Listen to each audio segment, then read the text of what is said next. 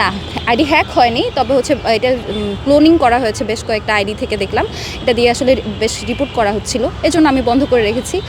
এবং আমার আইডি খুব দ্রুতই চলে আসবে। আর পৃথিবীতে আসলে কোনো পাগলও মনে হয় যে ফেসবুক অ্যাকাউন্ট দিয়ে কখনো কারো হত্যার পরিকল্পনা করে না। এই ধরনের নেগেটিভ যারা বাজারে ছাড়ে, আমি মনে করি তাদের আরেকটু পড়াশোনা করা উচিত এবং আরেকটু স্কিল হয়ে তারপর প্রোপাগান্ডা ছড়ানো। আমি অ্যাকাউন্ট বন্ধ করে রাখিনি। আমার অ্যাকাউন্টটা হচ্ছে আমাদের যে আইটি টিম আছে, একটা আইটি টিমের সাথে কথা বলেছি, ওনারা এটা পর্যবেক্ষণ করছেন।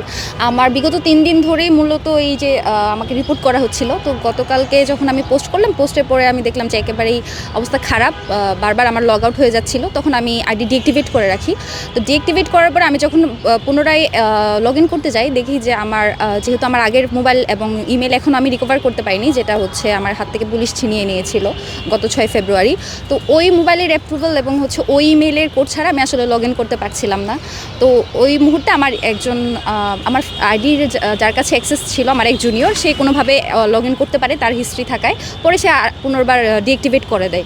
তো এই আর কি অবস্থা। এবং এই আইডি যদি খুব শীঘ্রই, আমার যেহেতু আইটি টিম কাজ করছে, 2-3 দিনের মধ্যে খুব সম্ভবত আমি আইডি ফেরত পাবো।